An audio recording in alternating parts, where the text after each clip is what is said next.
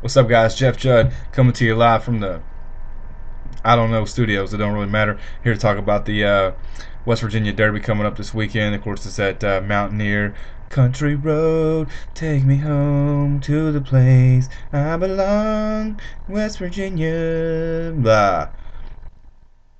All I know is that UK is awesome. That has nothing to do with West Virginia, but this probably looks retarded because I got a bald head. I don't care. The race this weekend at Mountaineer, mile and eighth on the dirt, $750,000, and of course it's the one of the weakest fields I've ever seen. Like I could probably get out there and run backwards and beat some of these horses, and Hansen's going to be 1 to 1900, and you can't blame them because they're scared to run against anybody, but they're also smart because there's nobody else running the race. Of course, they're too afraid to go handle the big boys. But 750 grand, you take home 420,000. I guess you can't blame them for going to get the money.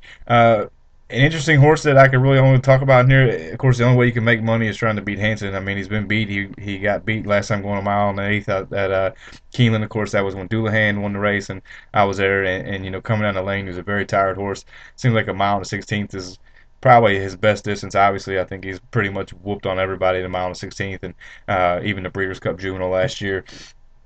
But there's some horses in here who I don't know who can probably beat the horse, but he's probably going to win by a mile. So, like I said, the only thing you could do is try to beat him. A horse I find interesting in here is Del Romans, who I don't really like very much, but that don't matter. And that's Z Camelot. He's a maiden. He hasn't even won maiden special. He hasn't won a race at all. And I think they run him in the Florida Derby and run eighth, and he's been hitting the board. And if you're looking for a value play at 50 to 1 right now in the morning line, you got Calvin Burrell, who can't win outside Churchill, and he's 50 to 1, and he's been hitting the board. And in a race like this, Hansen's going to probably draw off by 900. He'll be getting tired down the lane, and then you'll see a horse like Z Camelot or Morgan's Gorilla is actually a pretty decent horse too, who probably got a shot to hit the board here. So I like, besides Hansen, whatever he is what it is.